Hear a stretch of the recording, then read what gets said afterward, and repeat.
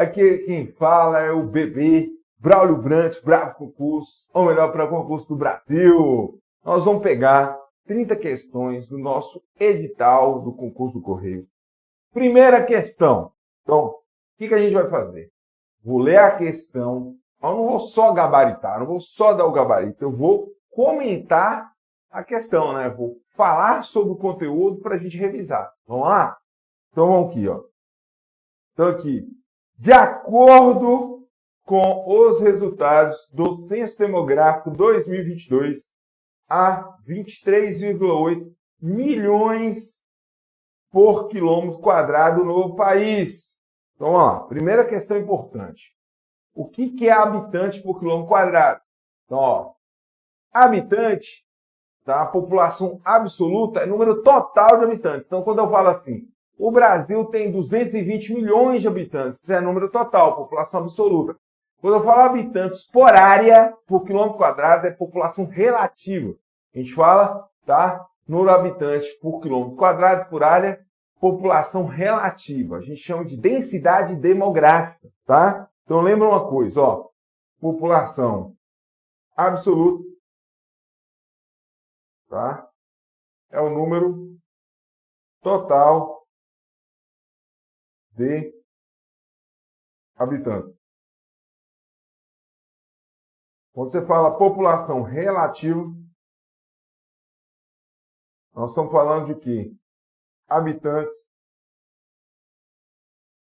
tá? Por área. Habitante por área, que é habitante por quilômetro quadrado, tá? Então, aí a gente já deu um panorama geral da resposta. Aí a gente vai comentar, tá, as alternativas também. Vamos lá, aqui, ó. Concentração urbana é número de pessoas na área urbana, concentrado em um determinado lugar, tá? Aqui, ó, quando a gente fala taxa de natalidade, é número de habitantes que nasceram, né?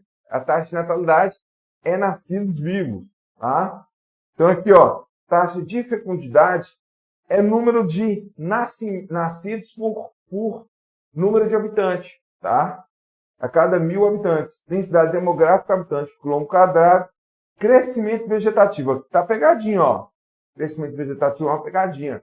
Não é crescimento de vegetação, não, tá? Crescimento vegetativo é taxa de natalidade menos taxa de mortalidade, beleza? Então, aqui, ó.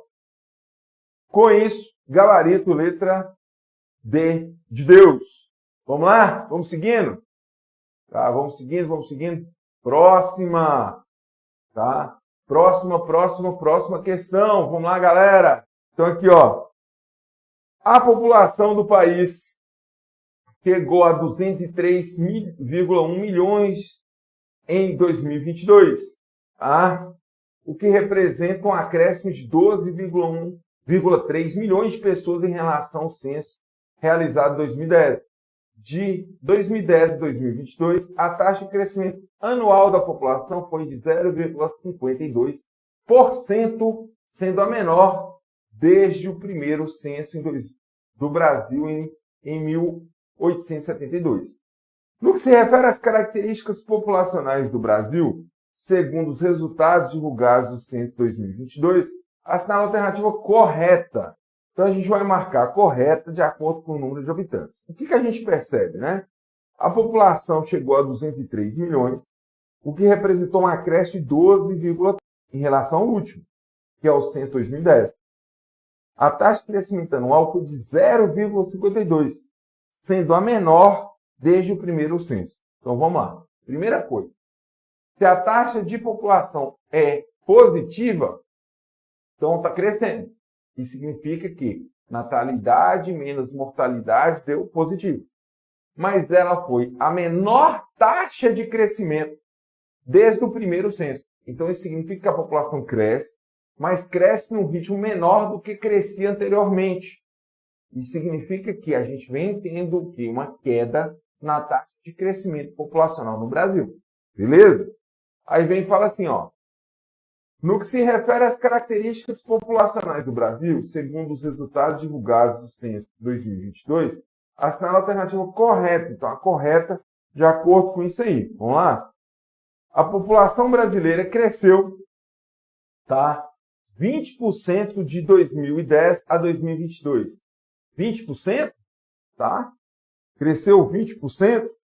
Não, não foi 20%, foi 0,52%. Não é?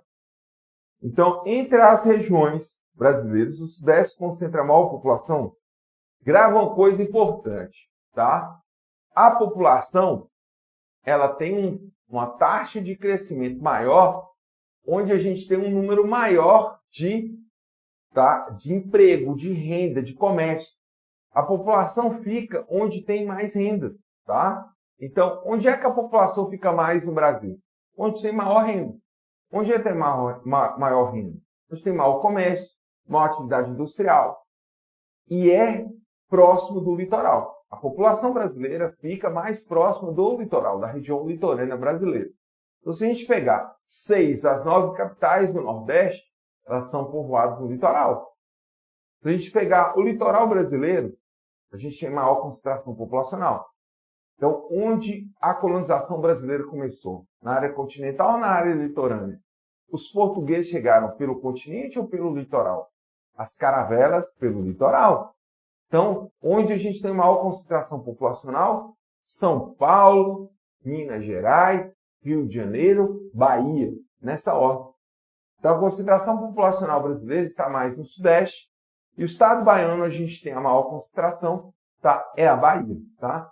Beleza, bravo aluno? Então, com isso aqui, ó, já sabe que é o gabarito aqui, ó, Sudeste, maior concentração populacional, letra B. Mas vamos olhar as outras? Então, a gente tem, tá? Aqui, ó, entre as regiões brasileiras, o Nordeste concentra a menor população. Não, não é a menor, falso. O município brasileiro mais populoso é Brasília, não é São Paulo. A população rural permanece superior à urbana? Não, falso aqui.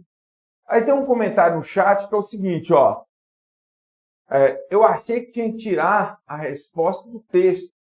Olha, normalmente a maioria das questões tem que tirar a resposta do texto.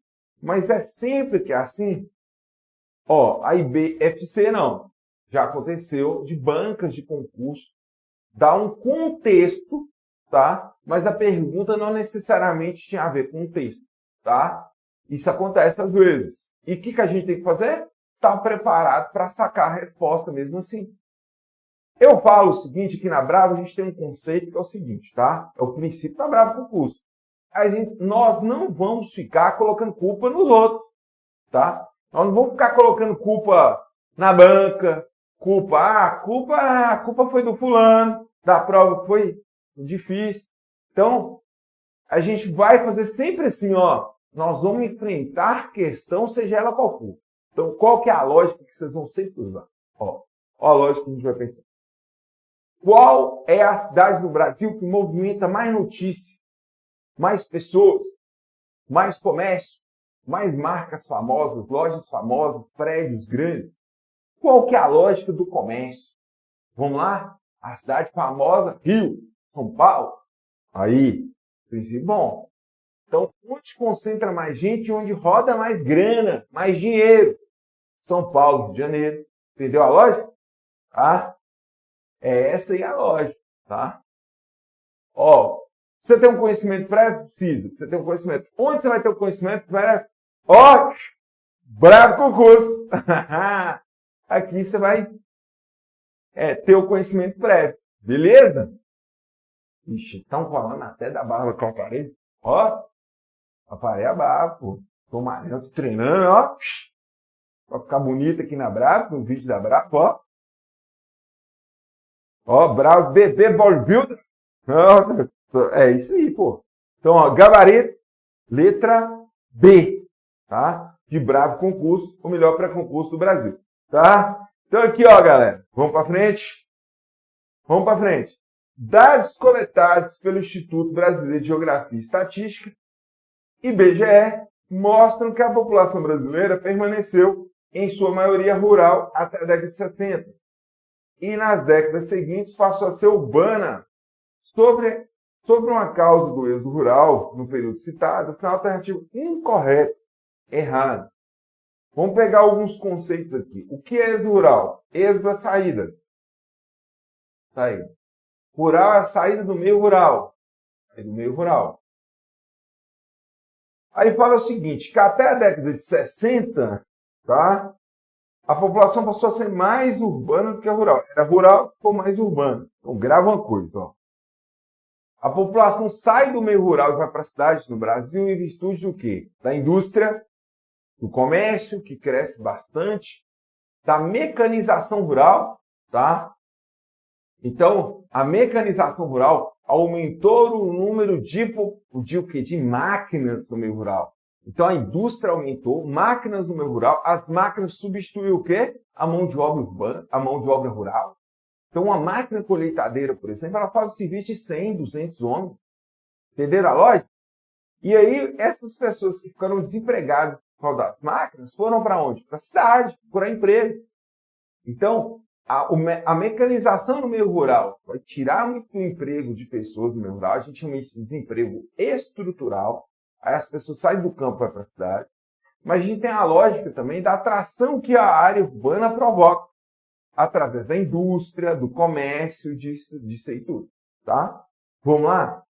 Quais são as características principais do meio rural no Brasil? O meio rural no Brasil é concentrado na mão de poucas pessoas. Então, a gente tem um latifúndio muito grande, muitas terras na mão de poucas pessoas no Brasil. Isso vem desde o período colonial brasileiro. A gente tem uma lógica de que a população era predominantemente rural até a década de 60. Muito em função de quê? Do modelo colonial brasileiro, da estrutura rural brasileira. Tá? E aí, então, o que aconteceu com isso? O investimento na área rural, mecanização na área rural, riqueza na área rural, levou as pessoas a sair do campo e ir para a cidade. Muita grana. Mas é todas as pessoas que têm grana para investir assim em maquinário? Não.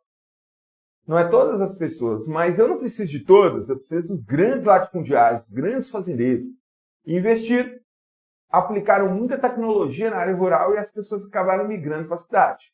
Em busca de quê? De atividades para gerar emprego e renda. Entendeu a lógica? Então vamos aqui para o gabarito, vamos gabaritar a questão, vamos lá, galera? Então aqui, ó. Correto. Então nós vamos procurar a errada. A indústria e a oferta de empregos na cidade. Aconteceu? Não aconteceu? Então aqui, correto. É para marcar errado. Incorreto. Ó. Incorreto. A ampliação das relações capitalistas e mecanização no campo. Relação capitalista é o quê? É o campo produzindo muito, o campo pensando em quem produzir bastante para vender. Isso é capitalismo. Lucro, renda. Mecanização no campo, máquina no campo, certo também, né? Então aqui, correto. A desestruturação das relações tradicionais de trabalho no campo. Então, o que é a estrutura tradicional? É o quê? É o trabalho manual no campo, é o campo produzido com as mãos, é aquela agricultura rudimentar, atrasada, antiga, né? Esse modelo antigo. Isso rompeu, né? Isso aí foi rompido.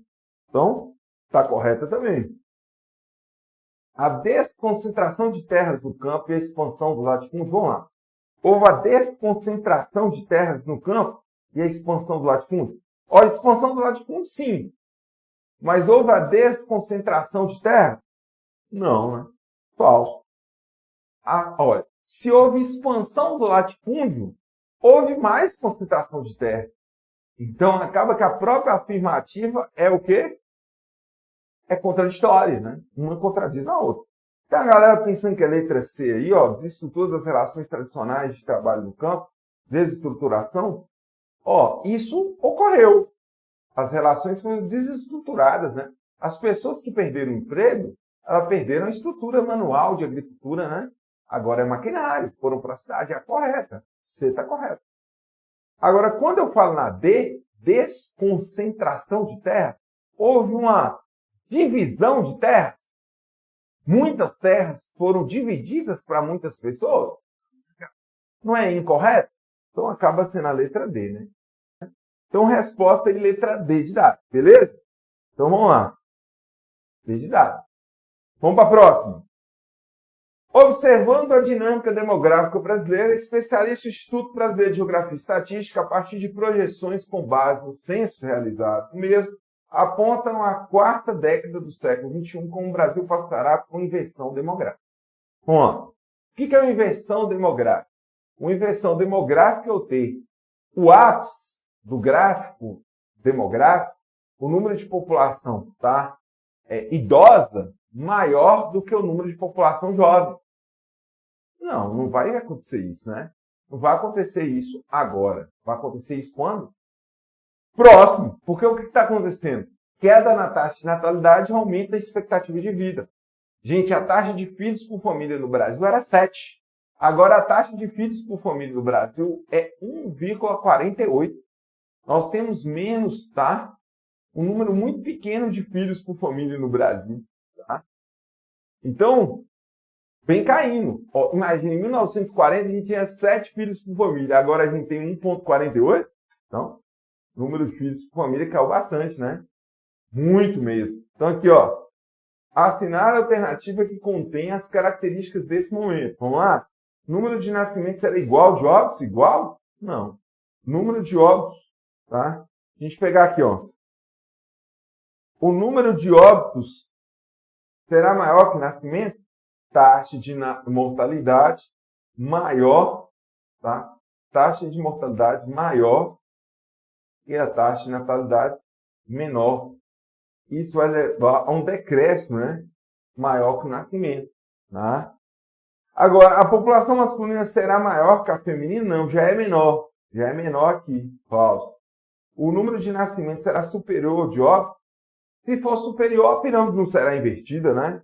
Então, aqui a resposta, letra B. B de Bravo, Bravo Concurso, B de Braulio Brant. Com você aí, galera. Então, vamos lá, ó. Vamos seguindo? Olha aí, ó. Esse é um gráfico chamado gráfico da transição demográfica, né?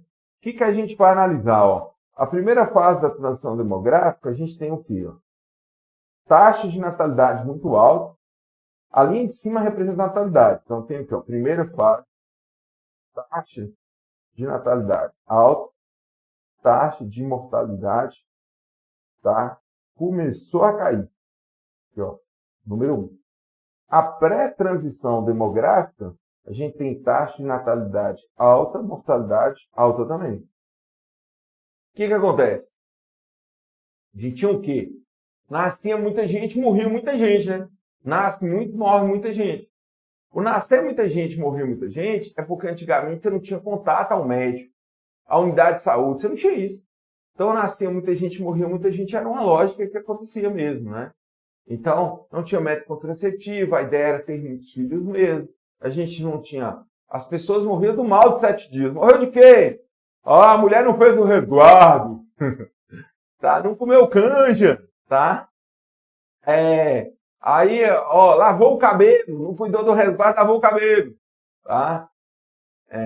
Então, tinha muita lógica desse tipo, né? Mas sabe o que era o mal de 7 dias? Era tétano. Normalmente a mulher tinha filhos e ela acabava tendo filhos, e aí quem cuidava era a parteira, né? E a parteira ia cuidar ali e não esterilizava adequadamente instrumentos do parto. E acontecia casos de morrer de tétano, tá? Era um mal de 7 dias. Do período de incubação até a morte, o tétano, demora em torno de 7 dias, né? E aí eles acabavam morrendo, né? E então era o caso acontecer. Então era a pré-transição demográfica. Quando começa a transição demográfica, o que acontece? Há uma queda da taxa de natalidade. Você sabe por quê? A população vai, da taxa de mortalidade. Porque a população vai para a cidade. Chega na cidade, ela tem contato com remédio, com contato com médico, e aí cai bruscamente a taxa de mortalidade. É mais fácil você convencer alguém a tomar um remédio que ela vai morrer do que tomar um remédio que ela não vai ter filho, principalmente antigamente. Então a taxa de mortalidade cai primeiro que a natalidade. Até porque a natalidade envolve concepções religiosas também, né? Tem gente que fala, eu não vou tomar o método contraceptivo porque ele é abortista, eu não vou tomar porque minha religião não permite. Tem muitos casos assim, né? E isso é uma decisão particular de cada um, né? Cada família, cada pessoa, cada mulher, cada homem, cada casal decide o que vai fazer, né? Isso é uma questão muito individual, particular, né? Então aqui, ó, o que a gente percebe? Na segunda fase, a gente tem o quê, ó? Queda aqui também, ó, taxa de natalidade caiu e taxa de mortalidade caiu também. Aqui, a gente só tem queda da mortalidade, ó. Taxa de mortalidade em queda. Já a taxa de natalidade permaneceu constante, ó. Constante. Já na terceira fase aqui, você tem o quê? Você tem taxa de natalidade com uma queda muito grande e a taxa de mortalidade vai manter mais ou menos constante, ó. Uma queda para constante. Essas são as fases de transição demográfica. Tá? Beleza, galera? Também. Mas a vacinação, vamos lembrar que no início do século XX a gente teve até revolta da vacina. Tá? Mas a gente teve outros problemas também que a taxa de mortalidade acabou caindo. Porque, olha, imagina, se a pessoa morre de um mal de 7 dias de tétano, se ela vai para a cidade, tem contato não mais com a parteira, e sim com o hospital, com o médico, com a médica, já melhora. Já não tem mais esse problema. Se morre de coisas muito banais, né? E passa a não morrer de coisas banais, tem acesso ao remédio, sim. Há uma vacina simples? Sim, mas a vacina foi um pouquinho mais adiante, né? No início do século XX, era um trauma ainda a vacina. A vacina passa a não ser tão trauma ainda um pouco depois. Se você parar para pensar, é um trauma até hoje. Tem gente anti-vacina até hoje. Então, né? Mas nós não vamos entrar em polêmica aqui. Beleza? Então, mas isso é real. O que vem acontecendo na realidade? Né? Se a gente pegar hoje, o Brasil está na terceira fase de transição demográfica, a gente tem um envelhecimento crescente da população brasileira, a população vive muito mais que vivia antes, e a taxa de natalidade vem caindo bastante, isso que se revelou nos últimos censos, beleza? Então vamos lá, vamos para a questão. Então aqui, ó, a partir da análise do gráfico, podemos constatar que, o que a gente pode constatar? A população brasileira ainda se encontra na pré-transição demográfica? Não, né? Nós estamos na terceira fase. A população brasileira encontra-se na terceira fase, sim. O último censo mostrou a redução da taxa de natalidade em relação ao censo 2000? Sim, né? Então, a gente tem uma redução da natalidade do censo 2010 para o 2000 e do 2022 para o 2010. Também reduziu a taxa de natalidade. Então, gabarito, letra B. O Brasil se encontra em segunda fase, falso. Nossa população ainda se encontra em primeira fase, falso também, letra B de bravo. Próxima. Jonas está cursando Geografia na Universidade Federal da Bahia, UFBA, e mora com a família em Lauro de Freitas. Oh, Bahia! Vontade de ir na Bahia. Minha maravilhosa Bahia. Amo a Bahia. Viu? Então, Lauro de Freitas. Todos os dias se desloca para Salvador para terminar suas atividades. Retorna para a cidade no qual reside. Então, ele vai de Lauro de Freitas para Salvador e volta depois das atividades. Vai e vem, né? E de volta. Vai e vem e de volta. Migração de ida e volta é migração pendular. Pendular, né? Letra C. Ó, transumância é migração imposta pelo clima, motivo climático. Normalmente ela é também chamada sazonal ou temporária. A pessoa, quer ver um exemplo? As pessoas que migram por causa da seca. A seca está muito prolongada, ela vai para um lugar e depois volta. Os pastores que estão na região montanhosa migram para a região mais baixa e depois voltam. É migração pendular também, beleza? Aí, ó, êxodo urbano seria saída da cidade para a área rural. Não acontece. Migração intraurbana seria dentro do perímetro urbano. Não existe esse termo intra. Tá? Interurbano também não. Nomadismo é nômade. Quem é nômade? Nômade é que não fixa num lugar só. A gente tem os ciganos são nômades. Os indígenas são nômades, tá? A gente tem muito indígena que não fixa lugar no mesmo território. A maioria das tribos, inclusive. O nomadismo é muito comum com ciganos, mas é comum com indígenas, e isso é um dos motivos dos índios não conseguirem ter sido escravizados no Brasil, tá? O nômade, por exemplo, aí tem um que colocou ali, turista, né? É porque está muito em voga, muito na notícia, né? Hypou aí a ideia de nômade digital, né? Galera que sai viajando e filmando onde está as viagens, né? O nômade é nômade quem faz isso? É também nômade, né? Porque não fixa num lugar só, mas não necessariamente tem que ser turista. A gente tem, por exemplo, os indígenas não são turistas, são nômades, alguns deles, né? Por quê? Porque eles têm a ideia de usar a natureza, né? Não tem a cultura da sobra, então eles vão ficando em um lugar só. No período colonial brasileiro, não usou a mão de obra indígena muito por isso. O índio não conseguia adaptar a um lugar só, tá? Tipo de migração vem forte na prova? Acho. Mas eu acho que a forte da prova é essa aí, ó, galera. Migração pendular é a migração mais cobrada nos últimos concursos. Migração pendular, porque é a mais comum na cidade. Olha o macete. Olha o macete. Olha se isso que eu vou falar não é real. Real. Pensa no seu dia a dia.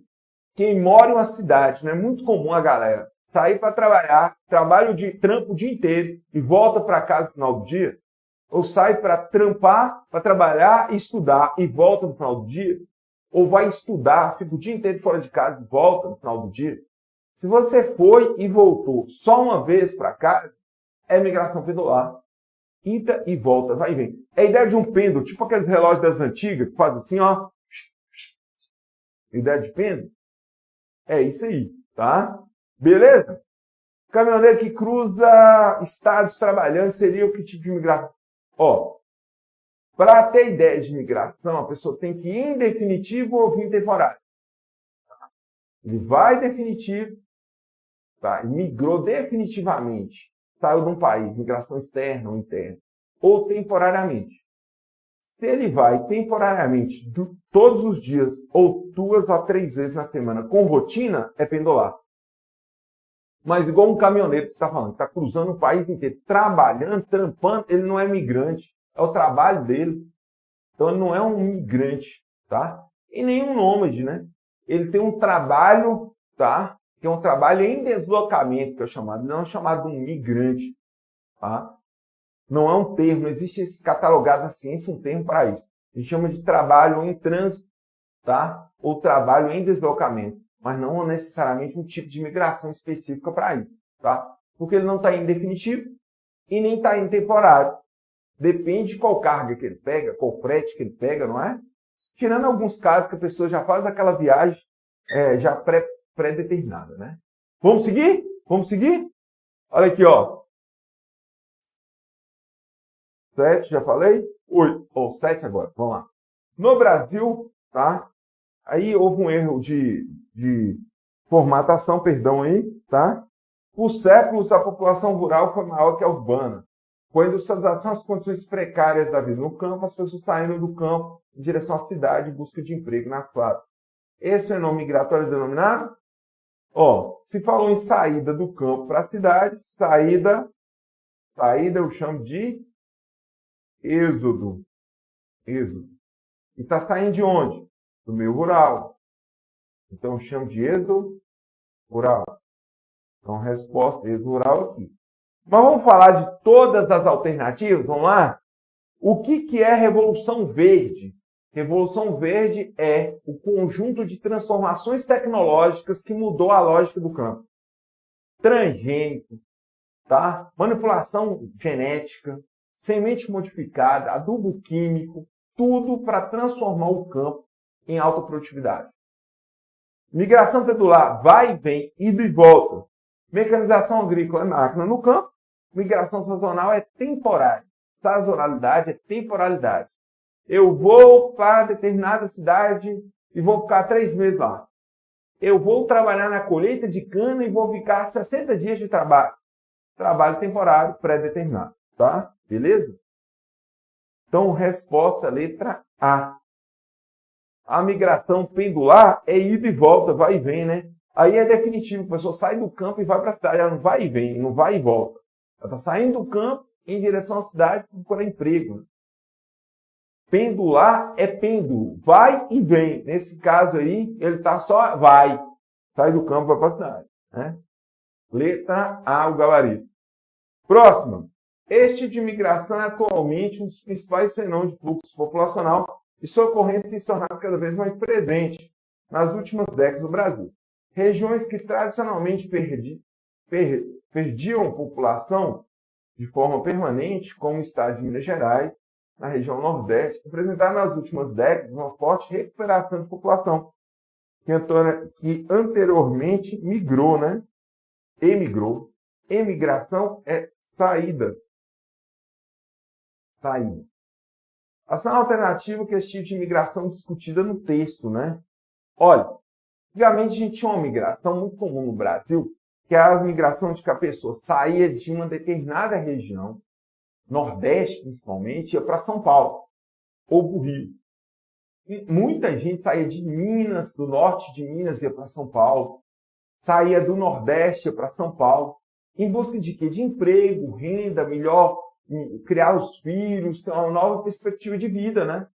As pessoas migram principalmente fator econômico. Tem migração por causa de saúde, tem migração até por amor. Oh, a galera apaixonada.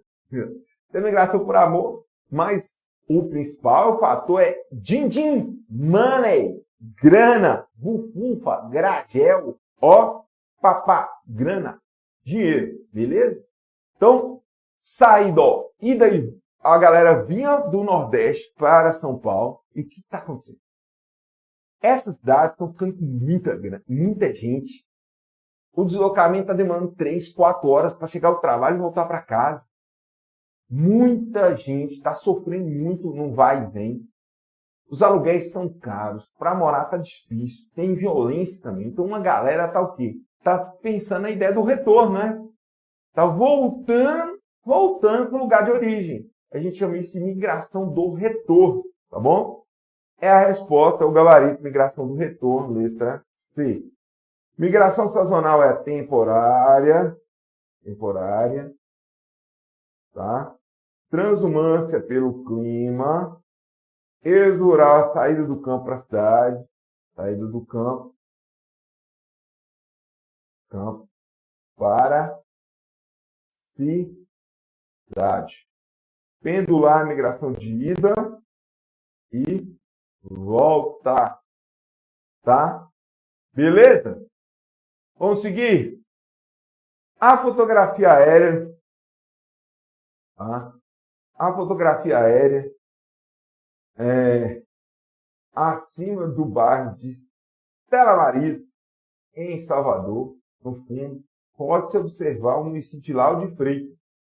Esses dois municípios cresceram um em direção ao outro, sendo atualmente difícil perceber onde termina e onde o outro começa. Onde termina um e o outro começa. Quando eu tenho o município A se encontrando com o município B, e eu não sei onde começa um e onde termina o outro, eu chamo isso de conurbação. A conurbação é a união de duas ou mais municípios. Duas ou mais áreas. Ó! Moro em Stella Maris. Você tá doido, né? Pô, chique. Nós só temos gente chique aqui na Brava, né? Tá? Só gente chique. Vamos fazer uma excursão para visitar, tá? Ó, o que é conurbação? Conurbação, tá? É a união de duas ou mais cidades. Então, quando a cidade vai crescendo, começa, ela cresce, tá? E ela se junta com outra, a gente chama de conurbação, união de duas ou mais cidades, tá? Então, quando a cidade está afastada de outra, não é conurbação. Quando há união de duas ou mais cidades, é conurbação. Quando eu falo assim, tá? São Paulo, Santo André, São Bernardo, São Caetano, Diadema, eu tenho a união de duas ou mais cidades, não é? É o ABCD de São Paulo, aí é conurbação. Quando eu falo BH, Belo Horizonte, tá? Betim, Nova Lima, Contagem, é conurbação. Então, quando eu falo Rio de Janeiro e as cidades que estão em volta do Rio, e eu não percebo claramente onde termina uma, onde começa a outra, tá? É conurbação do Rio de Janeiro. E, nós temos conurbação na Grande Recife, na Grande Salvador. O exemplo aí é de Salvador, né? Que é conurbação, beleza? Então aqui, resposta letra A, conurbação. Megalopolização é megalópole. Megalópole é uma conurbação entre duas ou mais metrópoles, tá? No Brasil, a gente tem uma megalópole em formação, que é entre São Paulo e Rio, mas ainda não está formada, tá? Viu? Aí a gente tem aqui, urbanização, não existe. Então aqui, Não existe. Verticalização, crescimento de prédios na cidade, tá? Crescimento de prédios. Gentrificação é um termo novo que é usado para gourmetização da área urbana. Seria eu pegar uma área assim, histórica, tipo, galera de Salvador, seria eu pegar lá o Pelourinho, derrubar os casarões antigos, patrimônio histórico, não respeitar o patrimônio histórico, construir um monte de prédio chique lá. Eu sei que é contra o patrimônio histórico, que isso é errado, mas isso é que é gentrificação, tá? Tem uma galera aí no chat perguntando, gentrificação é quando eu pego uma área tradicional da cidade, onde tem casebres, prédios antigos, tá?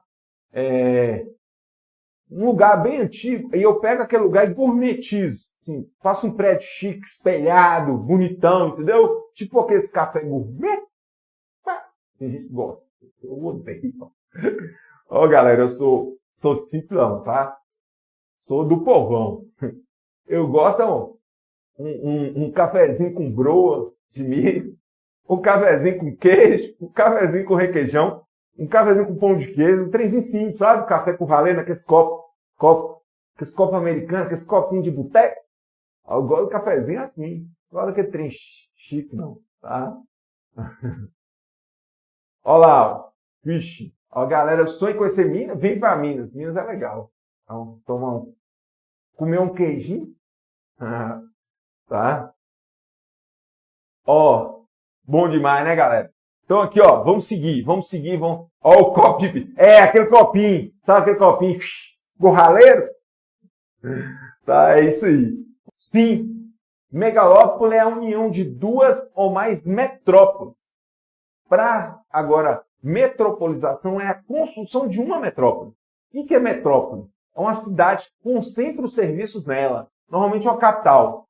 Agora, quando você tem a união de duas ou mais metrópoles, é quando você não percebe onde termina uma nem começa a outra metrópole. No Brasil, é muito difícil perceber que a única informação é entre São Paulo e Rio, entendeu? Agora, a gente tem pelo mundo, tem Tóquio, Nagoya, Osaka, tá? Viu? Ah, beleza, eu estou atrapalhando? Vou mostrar aqui o quadro, tá? Olha aí. Aí eu acho que deu para ver melhor, né? É porque eu estou explicando de frente, perdão, viu? Então vamos seguindo aqui, ó.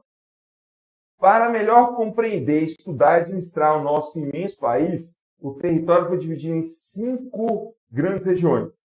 Entre as grandes regiões brasileiras listadas abaixo, nada incorreto, errado. Ó, o IBGE listou as 5 macro-regiões, são região Norte, região Nordeste, região Centro-Oeste, região Sudeste, região Sul. Essas são as 5 macro-regiões brasileiras. Então a gente percebe que aqui Sudeste sim, Nordeste sim, Centro-Oeste sim, Centro-Norte não. É aí incorreto. Letra A. Beleza? Vamos seguindo. 11. Construído pelas formações de Botucatu e Piramboia, é o maior manancial de água doce. Reserva de água doce, né? De água doce aqui, ó. Subterrânea, transfronteiriça do mundo. Está localizado na região centro-leste da América do Sul e ocupa a área de aproximadamente 1,2 milhões de quilômetros quadrados, estendendo-se pelo Brasil, Paraguai, Uruguai e Argentina. A maior parte da água existente hoje nas porções confinadas é oriunda da infiltração da água meteórica ocorrida em centenas de milhares de anos de afloramento, certo? Aí um texto falando sobre água. Está perguntando de água, manancial. O que é manancial? Manancial é reserva. Reserva de água. Essa manancial, reserva de água subterrânea. Subterrânea. E aí, galera, para vocês gravarem, tá? Sobre reserva de água subterrânea e aquífero é o seguinte, ó. Quando eu tenho uma reserva de água próxima à superfície, eu chamo de lençol freático. Quando a reserva é muito profunda, eu chamo de aquífero, tá? Então, reservas mais superficiais, lençol freático. Reservas mais profundas, aquífero, tá bom? Beleza? Nesse caso, está se relacionando a aquífero na região sul do Brasil, que era até pouco tempo atrás o maior aquífero do mundo, a maior reserva de água doce do mundo, que é o aquífero Guarani, que está mais ou menos 65% em território brasileiro. A gente tem uma parte do território vizinho aqui, Uruguai, Paraguai, Argentina. Hoje a gente já sabe que tem um aquífero Alterchão, que é um aquífero lá na região amazônica, tá bom? O Brasil é o país com maior reserva de água doce do mundo, tanto superficial, rios e lagos, como subterrâneo, tá? Então, gabarito, aquífero Guarani, letra C, tá? Próximo. Aí o que a gente tem aqui, ó.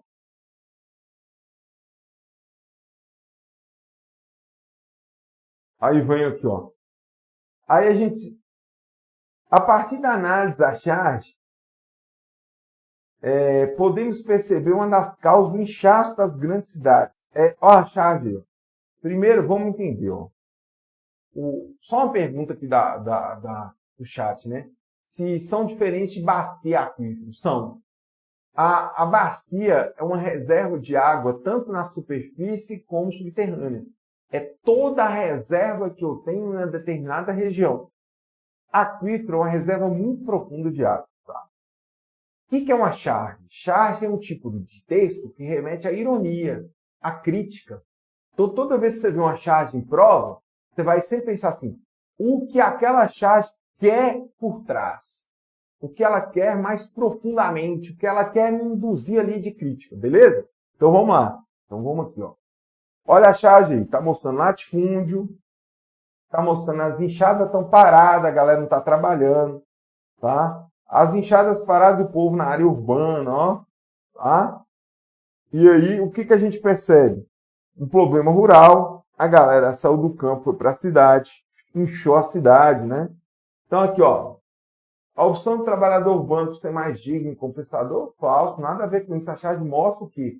A ideia da concentração de terra, que gerou latifúndio, êxodo rural, população indo para a cidade inchada, né? O êxodo rural com fuga da concentração de terra em busca de oportunidade da metrópole, letra B. É o gabarito, galera, letra B, tá?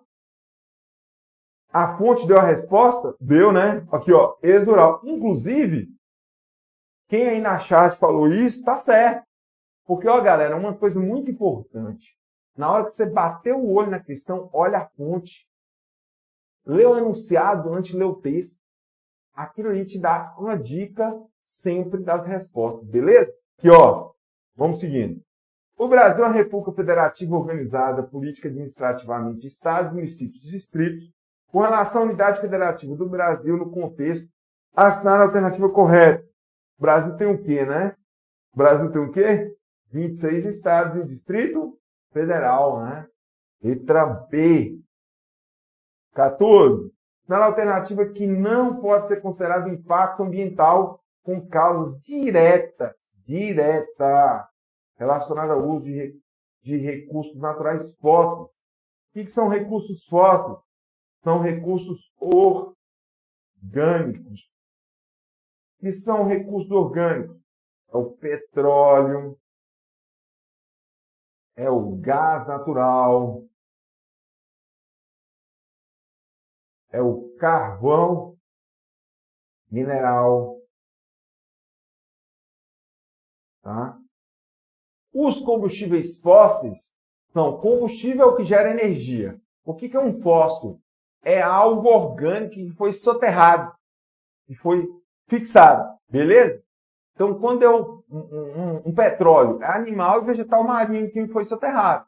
Uma floresta que foi soterrada, tá? Aí forma o carvão mineral. Então, tudo que falar fóssil, você lembra? Animal e vegetal que morreu. Ele foi soterrado, depois litificado, é quando virou pedra. Fala litificação é pedra.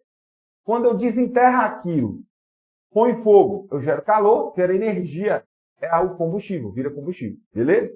Então, ó, o que não tem a ver, lembrando, lembra assim, qual é o impacto? Não deixa de ser impacto, certo? É impacto, mas não é uma causa direta, não é indireta, é direta de combustível fóssil. Vamos pensar? Causa direta. tem que ter relação direta. Vamos pensar, o que é causa direta? Tim, tim, tim, tim, tim, tim, tim. O que é, galera? Tim, tim, tim, tim, tim, tim, tim. Direta. Oh. Ah. Então aqui, ó. Chuva ácida. Chuva ácida é uma forma direta. Então aqui tá certo. Tá? Que não é direta. Por que é a chuva ácida? Toda chuva é ácida. O que é a chuva ácida? É quando o teor de acidez é menor do que 7. E isso, a chuva, só que a galera pensa quando fala ácida, quando cai aqui na pele, ó, e derrete, tá? Tipo The Walking Dead, né? Filme de zumbi, que choveu, caiu na pele, derreteu, não é isso não, cara. Chuva ácida é quando emite poluentes ácidos, por exemplo, enxofre, né? Aí esse poluente cai, e cai por uma folha, derrete a folha, e vai, tá? E aí, a chuva ácida pode corroer monumento histórico, cair na folha, pode derreter folha. Imagina quem planta hortaliça, tá? Alface, couve, se cair, derrete, perde, né? Agora, isso é a chuva ácida. Então, enxofre, poluentes, atmosfera, aí é direto, tá? A chuva ácida é uma causa direta de combustível fóssil, tá? Aquecimento global antrópico, que é a letra B, ó. Antrópico. Antrópico é homem. Homem. É direto. O homem provocando aquecimento global é quando o homem, tá, usa combustível fóssil. Tá? Então, lembrando, é o que não é ação direta de combustível fóssil. Tem que ser direto. Direto. Efeito direto. Tá? Então, vamos lá. Inversão térmica é indireto. Por quê? Tá? É direto, porque você vai ter que usar você polui, aí cria inversão térmica, aí vira e tal, tá? Então, isso aí também é indireto. Então, aqui, ó, não pode considerar impacto com causa direta. Então, sinal alternativo que não pode ser considerado um impacto ambiental com causa direta. Então, não é direto, é indireto. Então, aqui, ó, aqui, enriquecimento por fertilizante nitrogenado. Se é nitrogenado, é nitrogênio. Nitrogênio é orgânico? É orgânico. É orgânico, é direto. Impacto direto. Desmatamento. Se eu retiro a árvore, derrubei a árvore, diretamente eu estou causando um impacto usando recurso natural fóssil. Para ser fóssil, precisa ter morrido e soterrado. Lembra que eu falei? Tá? Ou quando você jogou algo orgânico, igual do nitrogênio aqui, fertilizante, a chave está falando lá no enunciado, fala assim, assinar a alternativa que não pode ser considerado impacto direto. O desmatamento é indireto, porque o desmato, aquela árvore, vai ser soterrada. Ali há uma formação de combustível fóssil, mas demora milhões de anos para isso acontecer. Já o nitrogênio, eu jogo nitrogênio na água e já é uma poluição direta. Tá? A chuva ácida é direto. Inversão térmica direta. Tá? Então, com um problema no português. Tá? Parece aula de português. Não, eu não tenho essa qualidade. Eu não sou bom em português. Eu sou formado em 4 áreas, mas em português não dá para mim, não. Tá? Então, desmatamento é a letra E. 15. As características da tropicalidade se manifestam em quase todos os espaços brasileiros, mas há diferença de uma área para outra. Há diferença de uma área para outra. No que se refere a tipos de clima que ocorrem no Brasil, essa é a alternativa incorreta. Alternativa errada. Errada. Então, o que não tem no Brasil, né? Equatorial, tropical, semiárido, subtropical. Então, desértico nós não temos no Brasil. Letra B de bola. Tá? Não tem desértico no Brasil. Beleza, galera? Na região norte do Brasil, ocorre o clima, as médias térmicas são geralmente acima de 24 graus. E a pluviosidade é chuva. É superior a 2.000 milímetros. 1 milímetro equivale a 1 litro. 1 litro d'água por metro quadrado. Sendo que em algumas regiões pode ultrapassar 3.000 milímetros. O que isso indica? Você precisa saber isso, quanto que chove? Não. O que você precisa saber? Ó, você está falando que faz calor. O que é calor? Se falar que a média térmica está superior a 21, 22 graus, é calor. O que é a média térmica? É a máxima menos a mínima. Tá? Dividido por 2. Aí você vai ter a média térmica, tá? Média térmica acima de 20 e poucos graus é alta, né? É alta. Média térmica é alta. Se você pegar uma pluviosidade elevada, é chuva. Se a chuva passou ali de 1.500 milímetros, é muita chuva, tá? Muita chuva mesmo. Então, calor e chuva alta, tá?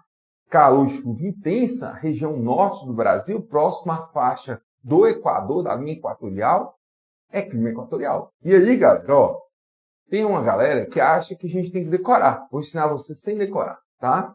Se está na linha do Equador, o clima só pode ser equatorial. Se está próximo dos trópicos, o clima só pode ser, tá, tropical. Se está próximo dos trópicos, próximo do mar é água, tropical úmido. Se está próximo do mar, ou perdão, está próximo dos trópicos, tropical. Se está longe do mar, tropical semiárido, seco. Então, a proximidade ou não do mar, a proximidade ou não de florestas e estar próximo da linha do Equador é que vai ter variações do tropical. Abaixo do trópico é o sul do Brasil, subtropical. Subsolo não é abaixo do solo? Um país subdesenvolvido não é abaixo do desenvolvimento? Então, tá? É essa característica aí de clima, tá? Uma perguntinha aí, galera. Tropical úmido é o mais chove? Ó, se está falando úmido na palavra do nome do clima, está dizendo que tropical porque está na faixa tropical. Úmido é porque está próximo do mar. É o litorâneo, o clima litorâneo. Não é o que mais chove, porque o que mais chove é o equatorial, por causa da floresta amazônica e da linha do Equador. Mas é o segundo que mais chove. O segundo que mais chove no Brasil é o tropical úmido, tá? Depois o semi-úmido, chamado típico, que é o clima do Cerrado. Depois o semiárido, que é o clima da Caatinga, tá? Que é a aridez, a seca. Né? O subtropical, que é no sul do Brasil, chove o ano inteiro, tá? Mas aquela chuvinha, vai chover no ano inteiro. E tem as 4 estações do ano. Porto Alegre faz 40 graus e chove no verão, e faz 2, 3 graus no inverno e chove também, tá? A alternativa que preenche corretamente a lacuna, aqui ficou, na edição ficou faltando aqui, ó. A lacuna é aqui, ó. Esse espaço aqui seria a lacuna, ó. É o espaço, tá? É o clima letra A, equatorial, né? Subtropical é o sul do Brasil, sul do país. Tá? Lembrando que o subtropical tem as 4 estações bem definidas. Quando é verão é quente, chuvoso. Quando é inverno é frio, chuvoso. O outono é preparando para o inverno e a primavera é preparando para o verão. Beleza? Semiárido. Semiárido é o sertão do Nordeste. Sertão do Nordeste. Tá? Do Nordeste aqui. Só para você ter uma noção, o sertão do Nordeste chove entre 250, tá, e 450 milímetros por ano. Tá? Só para você ter uma noção, a Amazônia chove 3.000. 3.000.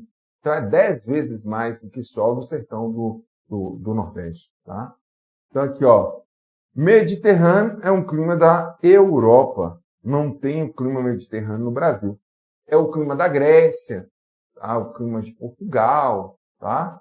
Dessas regiões aí, viu? O clima é esse. O tropical típico é o mesmo tropical de altitude? Não. O tropical típico é o tropical semi-úmido, é o clima do Cerrado. O tropical de altitude é o tropical devido à altitude. Ele está na faixa tropical, mas o que impera são as altitudes elevadas. É raro no Brasil? Não tão raro, mas não é a predominância do território brasileiro, porque o Brasil não tem ponte de placa tectônica. Então o terreno brasileiro é relativamente antigo e com relevo baixo, né? Os lugares altos no Brasil de tropical altitude são Minas Gerais, por causa da Serra de Minas, né? Então a gente tem BH, o sul de Minas, a gente tem algumas regiões do interior de São Paulo, igual Campos do Jordão, tá? É essa região aí, viu? Então, clima mediterrâneo é Grécia, essas regiões. Portugal, as ilhas gregas, né? Chipre, as ilhas gregas, tá? Então aqui, ó, resposta letra A, Próxima. Devido à extensão territorial, o Brasil apresenta uma grande diversidade de características naturais. Quanto a um tipo de clima que ocorre no território brasileiro. Essa é a alternativa incorreta. Incorreta é a errada. Vamos lá? Então, a gente tem aqui, para a gente marcar a alternativa errada segundo a variedade do território brasileiro. Vamos lá? Tropical de altitude. É aquele tropical de regiões elevadas, né? Regiões serranas, essas regiões de serra. Aí, sul de Minas, BH, interior de São Paulo, igual havia mencionado antes, né? Então, aí a gente tem aqui, subtropical, que é a letra B aqui, é o sul do Brasil. Sul do país. Tá? Tropical de altitude é por causa das regiões de serras, né? Serra. Muito comum no sul de Minas Gerais, tá? E o semiárido sertão do Nordeste, tem até uma parte do norte de Minas também, do Vale de Jequitinhonha e Mucuri, Minas Gerais, mas é o sertão do Nordeste. Principal característica. Continental úmido, aí não, né? Primeiro, se é continental, não é úmido. A umidade tem a ver com bolsões de umidade. O que gera bolsões de umidade? Proximidade do mar, proximidade de floresta e de rio caudaloso, que é rio com grande volume de água. No caso continental, se é continente, a principal característica do clima, então é um lugar seco, tá? Não é um lugar de regiões úmidas, não. Tá bom? Tem uma pergunta aí no chat, vamos lá? O tropical de altitude fica na área acima, eu moro mais abaixo da serra. Assim, ó. Que é classificado tropical de altitude? Tá? Tropical de altitude é regiões acima de quê? Acima de 1.000 metros de altitude, 1.200 metros de altitude, 1.300 metros. Mas, normalmente, tropical de altitude assim, é bem marcante quando é mais alto, né? 1.200, 1.300, e aí vai. Campos Jordão é 2.400, 2.500, se eu não me engano, tá? Se eu não me engano. Perguntando aí sobre a Amazônia é equatorial, está na faixa equatorial do globo. A maioria da Amazônia é gigantesca, né? 60% do território amazônico, da floresta amazônica, está em território brasileiro, mas ela é internacional, tem fora do Brasil. Uma parte dela a maior parte dela está na região equatorial, de clima equatorial. É região úmida por causa da floresta. A floresta, a planta, é um ser vivo, que ela transpira e evapora, gera umidade para o meio. E essa umidade forma nuvem, e essa nuvem chove, precipita. O meio fica úmido. Lá tem um rio com o maior volume de água do mundo, que é o rio Amazonas, a bacia amazônica. Esse rio, com um volume de água enorme, evapora, o sol bate na água, evapora, forma nuvem e chove. Então é uma região muito úmida, com muita chuva. A parte da floresta amazônica mais ao sul, ela se porta na região tropical. É a parte tropical da Amazônia. É a parte menos exuberante, que tem uma floresta menos fechada, mas ainda é Amazônia também, tá bom? O tropical altitude realmente as temperaturas são mais amenas, porque quanto mais eu subo a altura, menor a temperatura, tá? Por exemplo, só dar um exemplo para vocês entenderem melhor, tá? Montes Claros, onde eu estou aqui na São José da Brava, 637 metros de altitude. BH é 1.230, por exemplo. Nós estamos a 600 metros abaixo de BH, em altura, em altitude. Essa altitude é em relação ao quê? Em relação ao nível do mar. Quanto mais eu subo a altura, menor é a temperatura. Então, o tropical com a temperatura mais baixa, tá bom? É essa característica aí. O Nordeste, que as pessoas acham que é só seca, não. O Nordeste tem muitas variações, né? A parte do Nordeste que está no litoral, tá? É tropical úmido. A que vai para o interior, tá? Aí vai tropical típico, semiárido, e vai variando, beleza? Joinha? Joinha, galera! Então vamos seguir aqui? Vamos seguir? O mapa, aqui ó, o mapa abaixo, mostra a localização da bacia hidrográfica do Brasil. Vamos primeiro falar o que é bacia hidrográfica? É o conjunto das águas superficiais, rios e lagos e mares, e subterrâneas, que é lençol freático e aquífero, são as reservas subterrâneas de água. Então, todo o conjunto de água superficial e subterrânea é bacia hidrográfica. O nome da bacia é muito parecido com a região que ela está localizada. Então, por exemplo, bacia amazônica está na região amazônica. Bacia Tocantins-Araguaia é o rio Tocantins e o rio Araguaia. Bacia do São Francisco é a bacia da integração nacional. É a bacia que passa por 5 estados brasileiros. O rio nasce em Minas Gerais, Serra da Canastra, e passa por vários estados brasileiros. Bahia, Pernambuco, e deságua entre Alagoas e Sergipe. Tá? Então, essas são as bacias hidrográficas. Bacias do Sul, né, que são as bacias platinas, então várias bacias hidrográficas. Vamos olhar aqui a questão? A questão está falando aqui, ó, a bacia que pega de Minas Gerais, ó, Minas, Bahia, Pernambuco e deságua no mar entre Alagoas e Sergipe, né?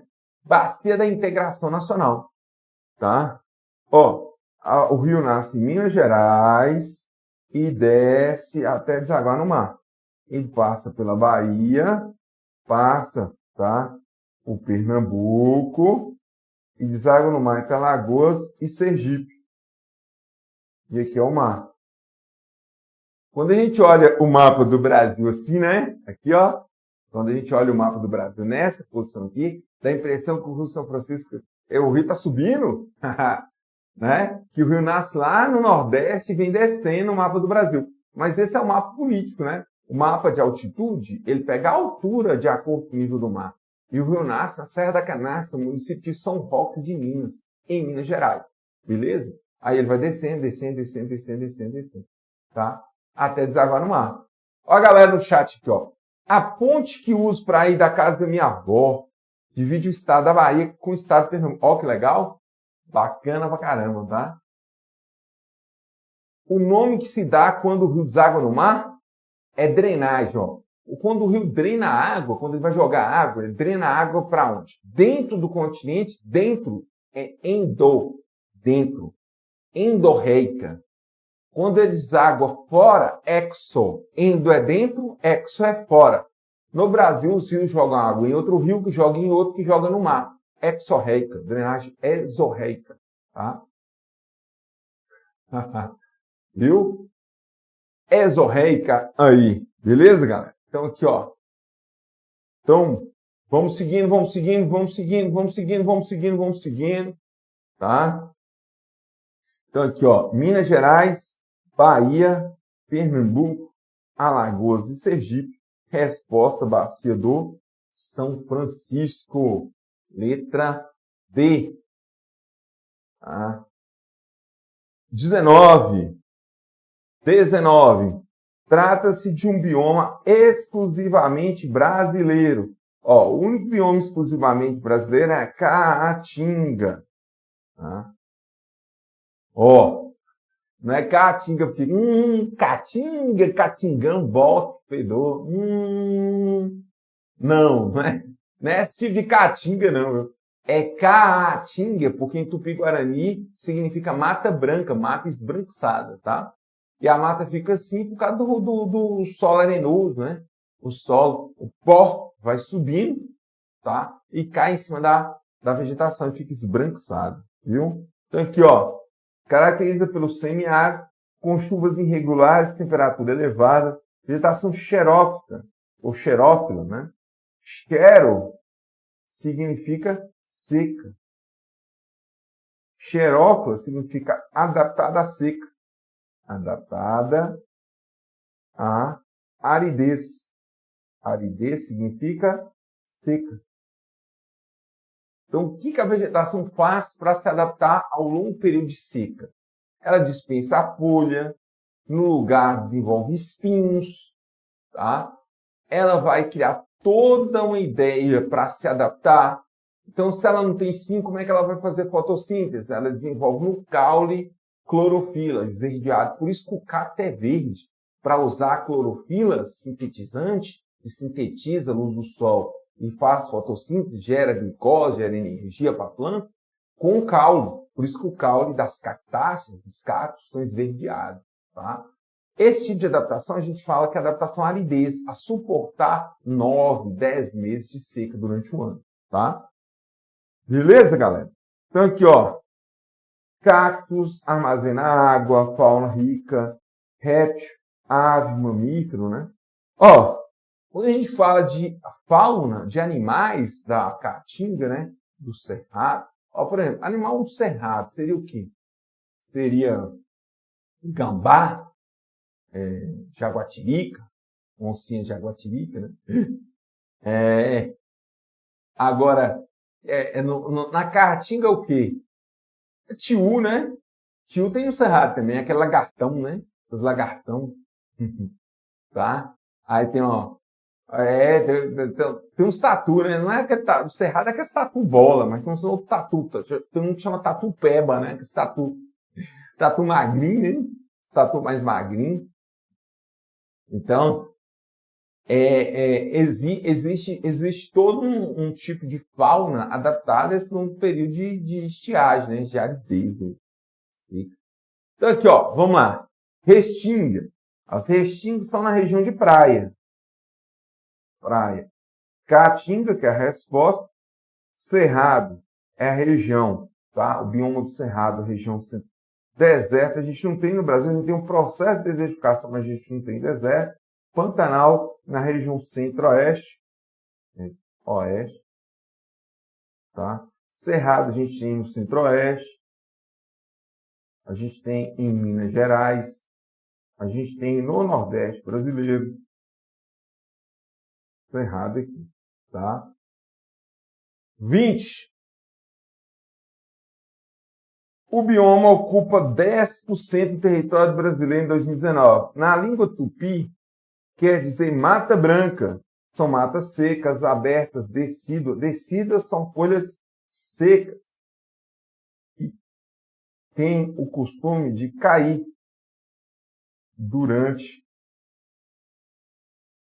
a estiagem. Presta atenção. Mandacaru é uma espécie da caatinga. Quando ela floresce na seca, tá? Quando ela floresce na seca, é sinal que as chuvas chegam no sertão. Por que o mandacaru pode florescer na seca? É sinal que a chuva chegou no sertão. Então, ó, quando o mandacaru floresce na seca, é sinal que a chuva chegou no sertão. Por quê? Porque o mandacaru não precisa economizar água. Então, a planta da caatinga, ela para economizar água, ela não desenvolve folha, flor, fruto. Ela atrofia esse desenvolvimento. E quando chove, ela pode criar o desenvolvimento. Você coloca a questão dessa lá e coloca o seguinte: a letra da música expressa uma característica adaptativa do bioma do bioma da caatinga. Sabe qual o nome dessa adaptação?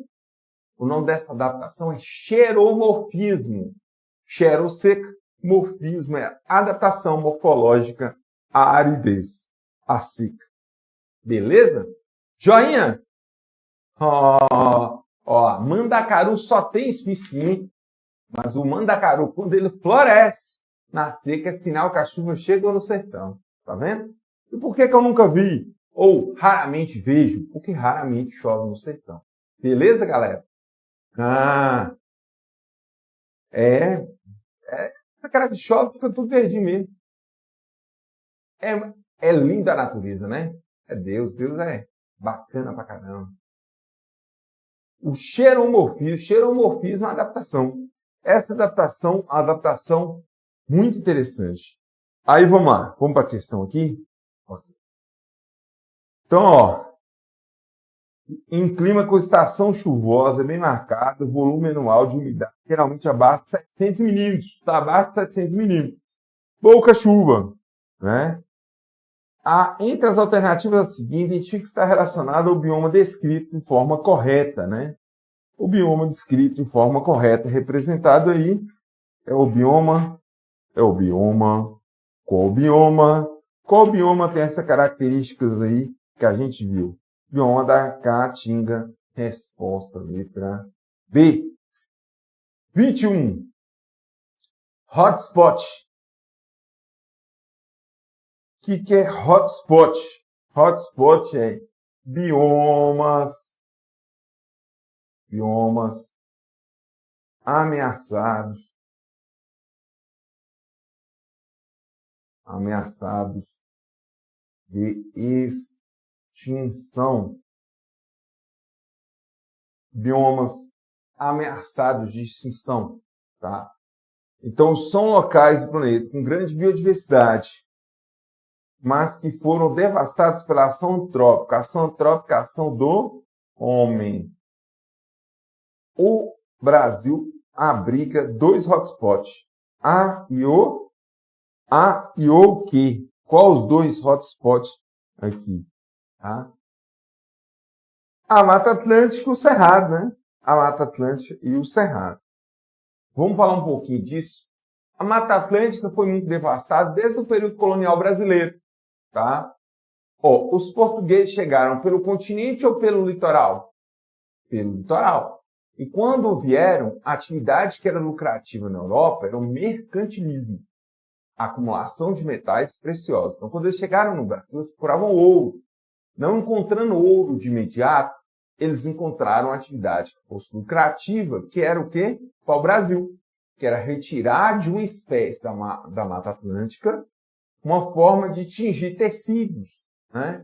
Colorir tecidos, que era uma forma lucrativa, tá?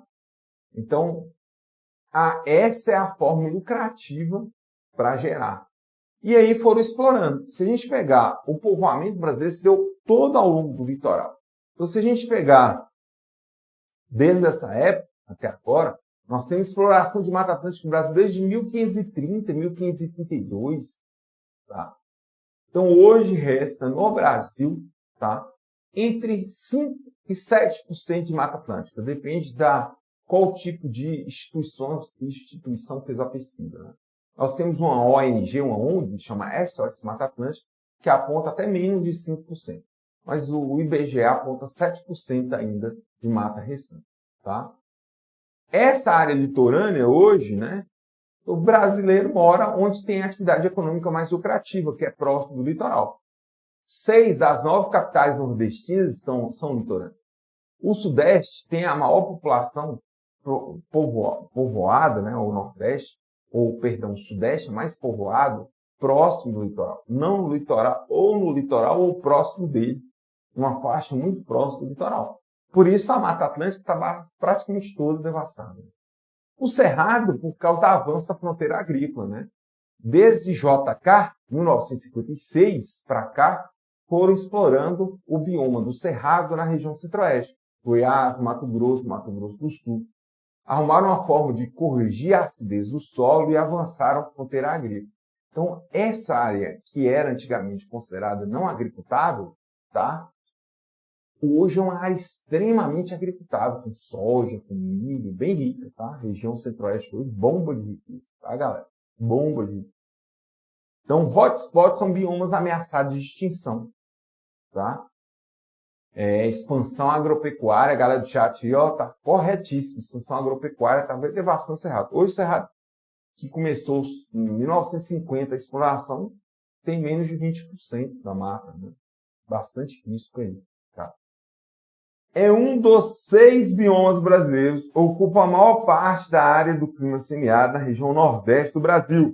Tem disponíveis estados Alagoas, Bahia, Ceará, Pernambuco, Paraíba, Rio Grande do Norte, Piauí, Sergipe, norte de Minas Gerais. Entre as atividades econômicas, maior representatividade está a agropecuária. Entre as atividades econômicas locais, de maior representatividade está a agropecuária, tá? Então tá pegando, ó, Alagoas, Bahia, Ceará, Pernambuco, Paraíba, Rio Grande do Norte, Piauí, Sergipe e norte de Minas, tá? Clima semiárido dessa região. Então olha o tanto de área que tá pegando, né? Que o norte de Minas é uma faixa de transição ecológica, né? Entre o Cerrado e a Caatinga, tá? É isso aí. Então, 22 aí, descrito no texto. Caatinga, resposta, letra B. 23. Não se pode negar que o fogo é elemento natural do domínio do Cerrado. Sim, né? Existe um fogo natural no Cerrado devido à alta temperatura. Isso ajuda no quê? Na quebra da dormência das sementes para acontecer o broto. e a germinação vegetal. Isso acontece no fogo natural. Não estamos falando daquele fogo sem proporção, que queima a área de preservação, que invade região perigosa de residência, que causa risco às pessoas. Nós estamos falando do fogo natural, né? Um fogo controlado pela natureza, a ação da natureza mesmo. Esse tipo de prática é muito comum no cerrado, né? E quando acontece? No meio do ano, né? Época de estiagem. Então é junho, julho, principalmente agosto, setembro, outubro. São os meses ali entre inverno e início da primavera, né? Outono e inverno. Às vezes início da primavera, é época de estiagem, não é época de chuva, tá? Estiagem. Lembrando que o cerrado tem duas estações bem marcadas. A gente tem o final da primavera e início do verão chuvoso, que agora é essa época do ano. E tem o outono e inverno seco, tá? Que é mais ou menos entre março e setembro. Beleza? Tá? É mais ou menos nessa época aí. Bom, então aqui, ó, sinal alternativo corresponde às características climáticas do cerrado nessa região aqui, ó, nos meses de julho, agosto e setembro, tá? Ó, verão chuvoso não faz sentido. Se está chovendo, não faz sentido, né? Inverno chuvoso não, inverno é seco. Elevada umidade não, é seco nessa época do ano, tá? Então aqui resposta letra A, inverno seco, resposta letra A. O bioma contém nascentes importantes da bacia na América do Sul. É um bioma úmido, porém caracterizado por duas estações bem definidas. Falou duas estações bem definidas, você logo vai pensar assim, ó, clima tropical. Tropical. Qual tropical? Tropical típico. Normalmente é o que fala assim, uma estação seca e outra chuvosa. Tem sido progressivamente transformada em pastagem e agrícola. Falou isso, é tropical típico mesmo, tá? Então, ó, verão chuvoso e inverno seco. Inverno seco. Qual bioma? Bioma do cerrado. Tá? Ó, eu vou fazer uma listinha para vocês gravarem, tá? Ó, clima equatorial, floresta amazônica. Tropical úmido, Mata Atlântica e mangue. Tropical semiúmido típico cerrado. Tropical semiárido ou sol semiárido, caatinga. Tropical de altitude, campos rupestres ou campos de altitude, que a vegetação rala, rasteira, tá? Subtropical, que é o sul do Brasil, nós temos o pinheiro do Paraná, chamado de mata de araucária, tá? Que é típico do estado do Paraná, inclusive é a espécie típica do estado, é a bandeira do estado, inclusive. E nós temos os campos ou pampas sulinos, né? Que é aquela vegetação parecendo uma graminha, um pasto natural, que é típico do sul do Brasil, né? Não é à toa que Gramado é chamado de Gramado. Gramado tem o quê? Grama. Não é? Grama, grama, grama. Beleza? É uma associação que ajuda muito em prova, tá? É isso aí. Então, nessas características aí, nós estamos falando de cerrado. Letra A. O sistema... agora vamos para coordenada diagrama. Na última live, a galera reclamou assim, ô, professor, aí não chegou ainda na cartografia que eu tenho dúvida. Agora chegou. Agora chegou. Agora chegou na cartografia. Beleza? Aí, ó, tem gente que aprende de forma séria, sisuda, aquela pessoa assim, bem sistemática, né? Assim, ó, séria, né? Tal. Então, eu vou explicar para esse tipo de pessoa e vou explicar para o macete. Beleza? E cada um aprende de um jeito. Não ridicularize, zombe do meu macete. Eu estou bem memorado, então se você zoar, eu não vou se você zombar de mim, caçoar de mim, tá? Fazer zoeira, eu não importo não, tá? Eu não importo. Mas é meu jeito de explicar. eu explico sério e explico brincando. Aí você escolhe qual que você prefere, beleza? Então, ó, vamos lá. Nós temos linhas imaginárias que dividem a Terra. Então, primeiro, ó, nós vamos ter linhas. O globo terrestre. O globo terrestre ficou feio pra caramba aqui, né? Nossa Senhora. Apaguei. Apaguei. Vamos fazer uma bolinha assim. Nós temos linhas assim. São linhas verticais. Essas linhas verticais a gente chama de longitude. E a longitude é dividida meridiano G, Greenwich, e à direita de G, direita de Greenwich, a gente tem leste, representado pelo símbolo E. E à esquerda, a gente tem oeste, representado pelo símbolo W. Tá? Então, são linhas verticais, que vai de leste a oeste, tá? Aqui é o marco 0 grau. Então, vai de 0 a 180 graus e 0 a 180 graus. Isso é a longitude, beleza? Já a latitude, você vai lembrar assim, late. Em latitude, late é o cachorrinho. Aí você vai fazer a boquinha do cachorrinho. Ou um chihuahua, aquele pequenininho chato, que tem o olho do dengue. Ele tem o olho do dengue, já repararam? Tem um olho assim, ó. Um olho de... O olho do capeta, o olho da ira, do ódio, né? Ou o cachorro do ódio, aquele cachorro morde o calcanhar da gente. E o pior é que você vai na casa do dono, o pinte, meu Deus do céu, é esse aí. O cachorro, pior, você vai na casa do dono vira e fala assim, morde não, só arranca o calcanhar. Você vai morder no calcanhar assim, ó. Aí você vai fazer a boca, ó. Aí você vai, ó, au, latitude horizontal. A boca do cachorro, ó. Se você tem um dog alemão, só faz a boca aqui, ó. Um dog alemão.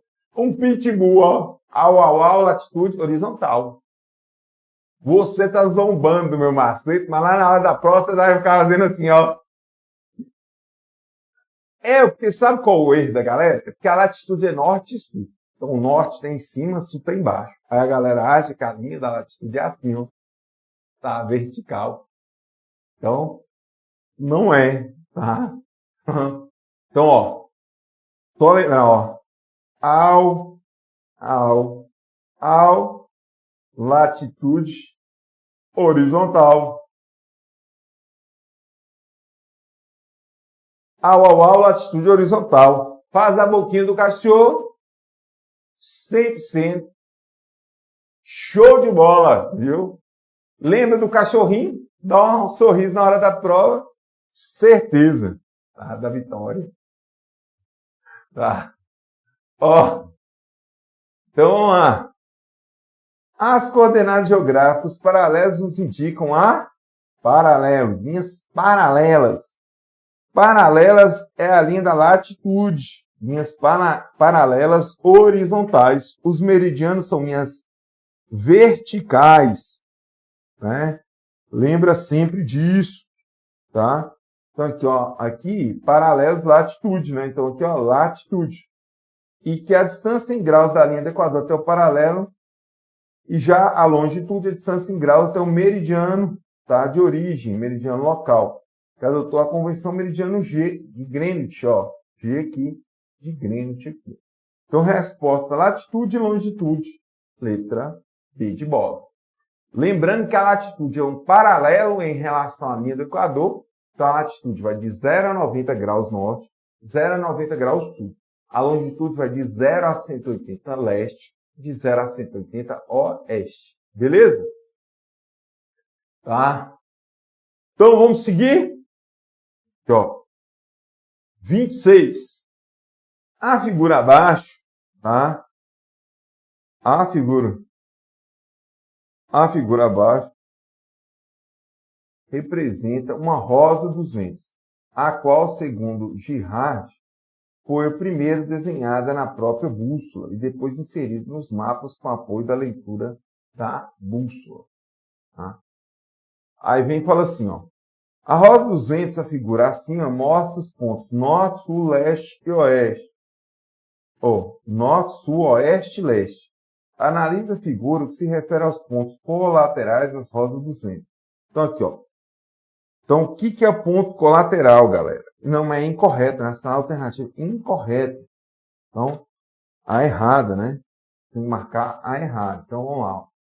Entre norte e leste, eu tenho um ponto aqui. Aí você vai fazer assim, ó. Entre norte, entre dois cardeais, eu tenho um colateral. Então, norte com leste, junto o nome. Nordeste. Norte com oeste, junto o nome. Noroeste. Sul com leste, sudeste. Sul com oeste, sudoeste. Então, os colaterais estão entre dois cardeais. Certo? Como que eu faço para dar o nome? Dou o nome dos dois juntos. Sudeste. Este de leste. Sul. Sudeste. Sudoeste. Repara que você falou oeste no final? Está entre sul e oeste. Sudoeste. Oeste. Noroeste. Oeste. Entendeu? Aí você grava aqui. Então aqui, ó. Nordeste. Aqui. Sudeste. Aqui. Sudoeste. Aqui. Noroeste. São os pontos colaterais. Então aqui, ó. Entre norte, leste, nordeste, certo? Sul e leste, sudeste, certo? Sul e oeste, sudoeste, certo? Entre norte, oeste, noroeste, certo? Centro-oeste, errado. Letra E, a errada aqui. Beleza? Tá? Beleza, beleza, beleza. 27. Vamos lá? O Equador, metade do caminho entre os polos, forma um grande círculo que separa o hemisfério norte do hemisfério sul. O Equador fica na latitude 0 graus. Linha de referência emitia a latitude em graus norte e sul. Polo norte e polo sul são as latitudes máximas do hemisfério. A latitude vai de 0 grau a 90, norte, de 0 a 90 graus, sul. Linhas o quê? Paralelas assim. As linhas são assim, tá? Linhas paralelas horizontal. Au, latitude horizontal, 0 grau. Letra A, tá?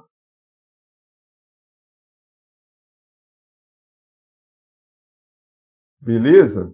Beleza, beleza, beleza? Ó. E aí, galera, assim, o que vocês têm que entender é que tem questões que vocês vão achar mais fáceis, tem questões que vocês vão achar ridículas, tem questões que vocês vão achar, nossa, mas como é que é um trem desse, alguém erra? Já aconteceu comigo.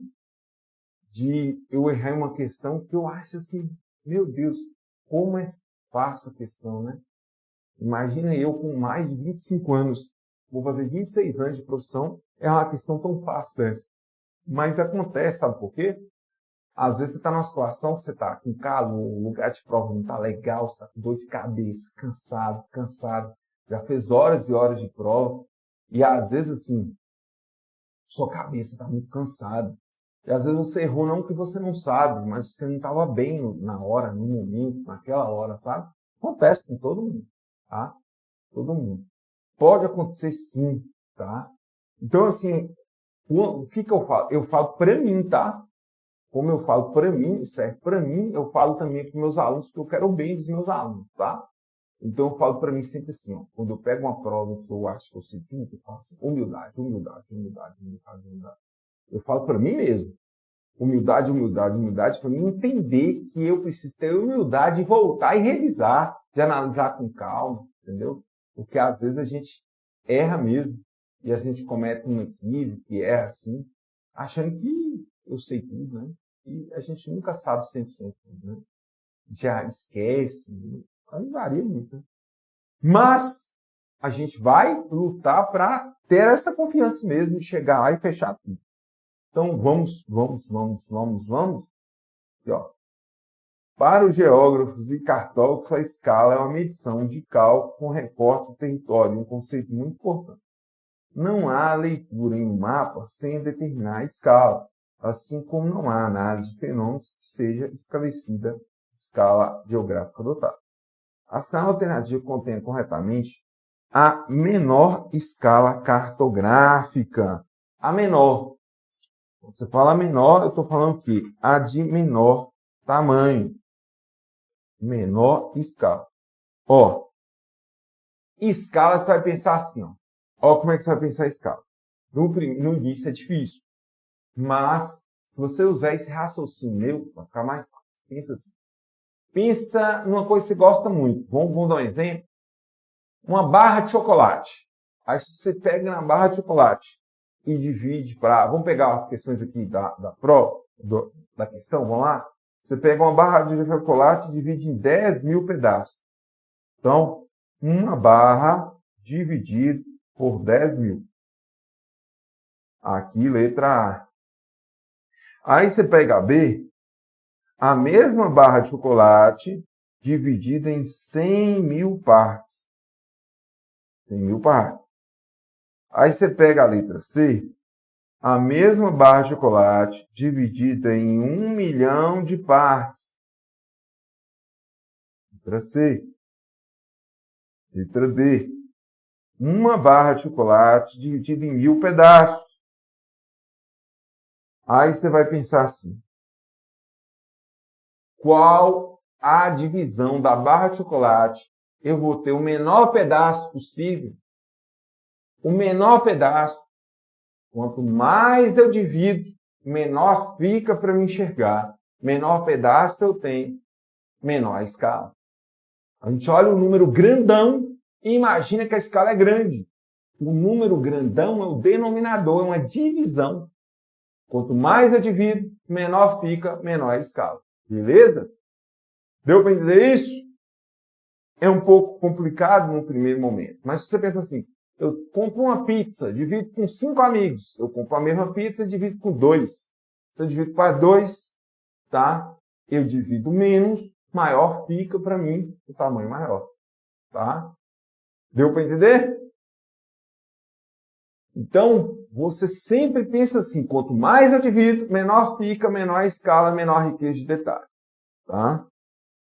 Então, resposta letra C. Quanto maior o denominador, menor a escala, menor a riqueza de detalhes. Tá? Quanto maior o denominador, menor a escala, menor a riqueza de detalhes. Viu? Quanto menor o denominador, maior a escala, maior a riqueza de detalhes. É o contrário. Beleza? Exato. Beleza, está anotando aí, ó. Quanto maior for a divisão, menor a escala e menor a riqueza de detalhes. E o contrário é, quanto menor a divisão, maior a escala e maior a riqueza de detalhes. Beleza? Então, vamos seguindo. 29. Então, aqui, ó. O Cerrado é compreendido os 5 biomas existentes na biogeografia brasileira. Das afirmativas a seguir, assinale a que apresenta informações corretas sobre o Cerrado. Corretas. Ah, certo. O Cerrado é compreendido como Ceará brasileiro devido à aridez do clima? Não, não é árido. Árido seria caatinga, então tá falso. As características da flora do Cerrado são compostas por uma variedade de vegetação que compõe o bioma. Subsistemas do Cerrado são campo limpo, campo sujo, campo rupestre, cerrado e cerradão. Mata seca, mata de galeria, mata ciliar e vereda. Além disso, é considerada a caixa d'água do Brasil, certo? O Cerrado é o menor bioma brasileiro menor? Não, é o segundo maior. Segundo maior. Considerada a Ceará brasileira, podemos concluir que o Cerrado apresenta níveis baixíssimos de concentração de água? Errado. É muita água, pois ela é a caixa d'água do Brasil. A maioria das nascentes estão em área de cerrado. Tá?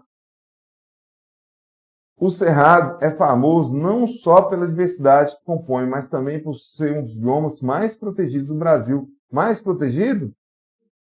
Não, ele é sim, ele é hotspot, bioma ameaçado de extinção, então falso. O difícil dessa questão é que ela aprofunda nas diversas características do Cerrado. Campo limpo é para quando você olha para a mata e vê ela verdinha. Campo sujo é para quando você olha para a mata e vê ela amarelada. Bem amarela, tá? É o campo limpo, tá? Todo. Cerradão é quando você olha, parece uma floresta. Tá? Parece uma floresta, assim. Viu? A letra E está errada porque não fala que respeita a natureza e é o segundo, é um hotspot, né? Bioma ameaçado de extinção. Tá? Não, é uma questão, essa é um nível mais difícil, né? Tem as características, é um nível mais puxadinho, né? Mais puxado. Daria para fazer por eliminação. Esqueça que o gabarito é letra B. Esqueça. Bate o olho aqui nela, ó. Bate o olho. Ó, eu vou até apagar, tá? Vou apagar aqui, licença para mim apagar aqui. Ó, vou apagar.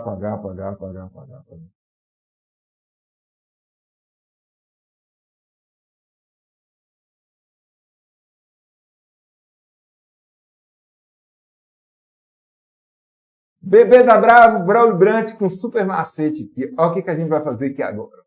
Ó o macete aqui agora. Ó o macete. Existe uma tendência, quem elabora a questão, tentar explicar demais a resposta certa. Porque tem muito medo de professores assim, igual os professores competentes da Bravo concurso, entrar com recurso e anular a questão. Para que isso não aconteça, tá? Ele tenta explicar, é uma tendência. Já repararam quando você vai contar uma história para um amigo, com uma amiga, e você tem medo de ser mal interpretado, você conta com mínimo detalhe, você explica, enfatiza de novo? Já notaram isso? Então, olha o macete. Você vai pegar a alternativa menor e vai eliminar. Vamos fazer isso aqui? Ó. O cerrado é compreendido como Seara Brasileira da Aridez. Vamos supor que você não soubesse. É menor de tamanho. Ó essa. Essa aqui está maiorzinha, né? Mas essa aqui está menor. E essa aqui está... Repararam como essas duas têm mais ou menos o mesmo tamanho? Tá? Então, elimina. Elimina aqui, ó. Aí a gente ficaria entre a B e ficaria entre a E. Tá?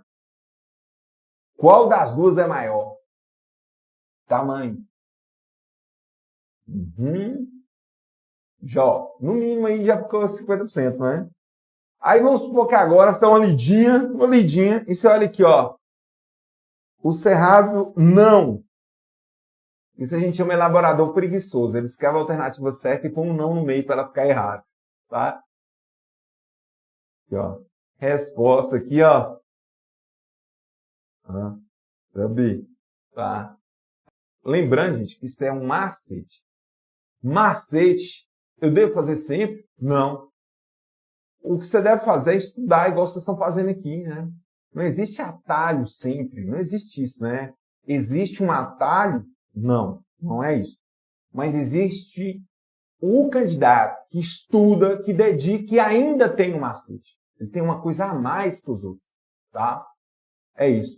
A gente pode ter algo a mais? Pode. Se eu tenho algo a mais para me ajudar, eu tenho uma arma a mais para a guerra. Entendeu? Nesse sentido. Agora, não que isso só seja o mais relevante, isso só seja. Que aqui, na Brava, a gente tem que sempre ajudá-los, né?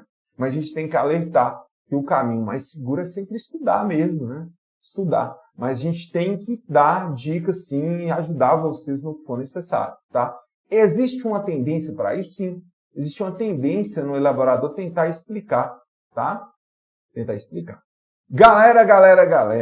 Tá, vamos para a última questão? Ó, vamos para a última questão aqui.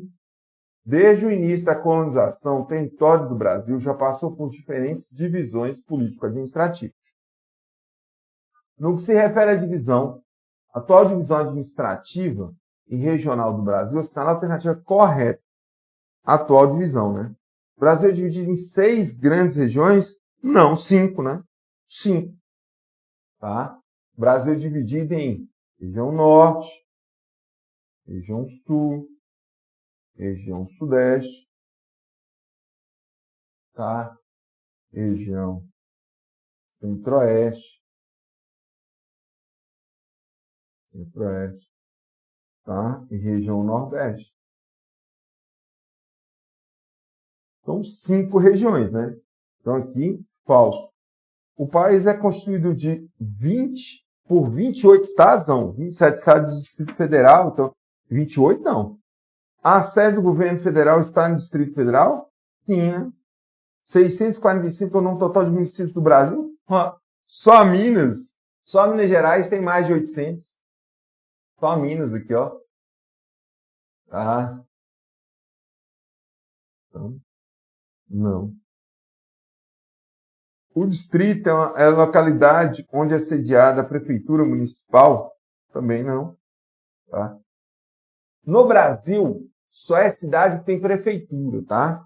Distrito Federal, tá? O Distrito Federal é o nome dado pela Constituição brasileira à sede do governo, beleza?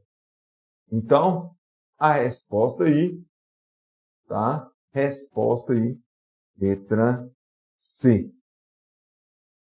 Um grande abraço de coração, tá? Para vocês, tá? Que Deus ilumine vocês, estão juntos mesmo, tá? Com vocês rumo à aprovação, viu? Que Deus abençoe, tá? E acredite mesmo, não importa o que os outros falam, não, tá? Acredite no seu sonho, na sua vitória, não liga para ninguém, não. Quem é obstinada, segue rumo à vitória e ao sucesso, independente de qualquer coisa, tá? Viu? Enquanto você tem um sonho, tem vida, tem esperança, a vida acontece. Faça acontecer. A gente faz aqui na Brava. Grande abraço de coração, viu? E lembra de me convidar para comer aquele cuscuz.